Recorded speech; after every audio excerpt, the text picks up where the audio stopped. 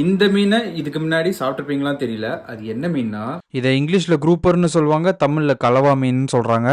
இவ்வளோ மீனையும் 200 சொல்லி வாங்கிட்டு வந்தாங்க. ஐஸே வைக்காத மீன் ஃப்ரெஷ்ஷாக பிடிச்சது பாருங்கள், வாயில் கூட தூண்டில் அப்படியே இருக்குது. இந்த மீனை நல்ல ஆழமான கடலில் பிடிச்சிருப்பாங்கன்னு நினைக்கிறேன். அது வாயில் பாருங்கள், ரெட் கலர் தெரியுதுல, அது வயிறு தான். ஆழத்துலேருந்து வெளியே எடுக்கும் போது அதோட ஸ்விம் பிளாடர் வந்து இப்படி தான் எக்ஸ்பேண்ட் ஆயிரும். அதனால தான் அது இப்படி இருக்குது. அப்புறமா இந்த மீன் என்னன்னே தெரியல.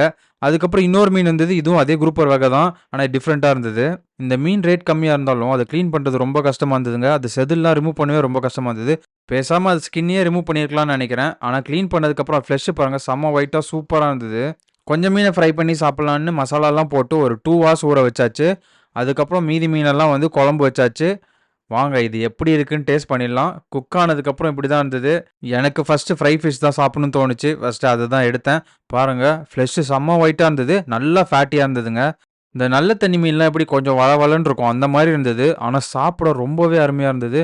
வேறு லெவல் டேஸ்ட்டுங்க. ஆனால் தோல் தான் கொஞ்சம் திக்காக இருந்தது. பேசாமல் அதை உரிச்சியே க்ளீன் பண்ணியிருக்கலாம் போல். நெக்ஸ்ட்டு குழம்பு மீன் டேஸ்ட் பண்ணிடலாம். பாருங்கள், அது ஃப்ளெஷ்ஷும் ஒயிட்டாக தான் இருக்குது. சாப்பிட்றதுக்கு இதுவுமே ஃபேட்டியாக செம்ம டேஸ்ட்டாக இருந்தது.